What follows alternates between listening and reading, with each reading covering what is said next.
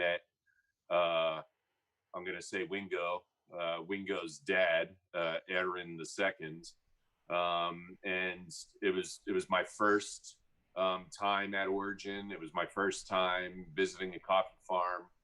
I had been living in Nicaragua, learning to speak a little Spanish here and there, and it just kind of took off from there. So, Aaron, thanks for joining us this morning.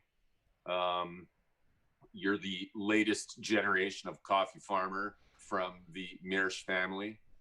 So thanks for coming and talking with us today. Thank you for having me. We really appreciate the invitation. And from everyone from Fincas Mierisch, from the family to our employees, we deeply appreciate our relationship with Batdorf and Bronson. And obviously with you, I'm 28 years old. So I think that's 3/4 of my lifetime that we've been in partnership with y'all. And we truly appreciate it. Thank you. Yeah, it's like I said, it's been quite some time, and I know that I'm not sure if you could see it on the logo behind Josh there, but part of it says Desde 1908. So one of the things I do like to focus a little on history. So maybe you could give us a little history of the family and farming in Nicaragua. Obviously, our relationship has been over 22 years, but you guys have been farming coffee in Nicaragua for over 100 years, which Of is course, quite yeah. remarkable. Yeah, so it all started with my great grandfather. He was actually a geologist by trade, but he actually came to Nicaragua much earlier than 1908. He was hired by the government at the time to help with studying the land in order to build the National Railroad. But after his work was finished around the 1890s, they didn't have enough money to pay him. So they were like, well, we have the next best thing. We have some land. Do you want it? And that was Fincas Las Lajas, which now belongs to my grandfather's brother. Yeah. And yeah, that's where it all started. But actually, 1908 is the year he first started planting coffee. He had the farm before, but I think it was mostly just beans and lemons and other crops. But it wasn't around that time that the president of Nicaragua, Jose Santos Zelaya, he decided to promote coffee because his family were also coffee producers. So the government started giving off these tax incentives, these subsidies to encourage people to get into coffee.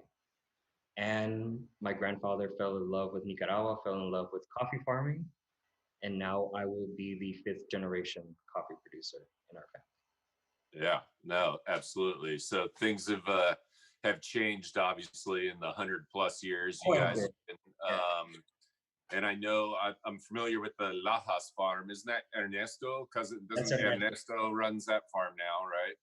And but you guys, let's see. So in the Fincas Mierisch stable proper right now, is it 5 different farms that you guys are managing? It's nine. 9. Okay. And that does that include Honduras as No, well? that's just Nicaragua. Then we have the three farms in Honduras. Okay, yeah. So you guys have quite a different spread of farms, and for me, this is what I'm kind of segueing to here is just the processes you guys use, how you manage the farms. Really, it's kind of in the 20 years that I've been dealing with coffee, a lot has changed. And it really has been in the 10 to 15 years that So this whole separation of lots, doing different processes, it used to be everybody just washed coffee the same way in basically all of Central America. But you guys really are pioneers in how to manage farms, process coffees differently, and really kind of create this kaleidoscope of offerings and flavors for people to kind of sift through and find their own special gems. So, how about if you share a little bit about that process with us? yeah, I think like you mentioned, I think the main factor that established us when we transitioned from mostly commercial farming to specialty was that lot separation, focusing on specific varieties, separating them by pick date